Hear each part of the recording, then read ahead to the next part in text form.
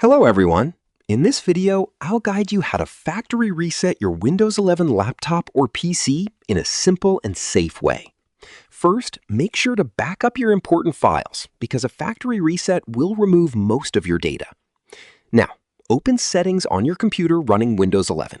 Go to System, then scroll down and click on Recovery. In the Recovery menu, you will see an option called Reset this PC. Click on it and choose between Keep My Files or Remove Everything. If you want a full factory reset, select Remove Everything.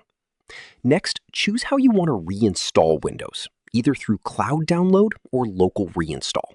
Cloud download is better for a fresh installation if you have internet. Now, confirm your choices and click Reset. Your PC will restart and begin the process automatically. Wait until it finishes, and your device will be restored to factory settings like new. Subscribe to the channel for more videos.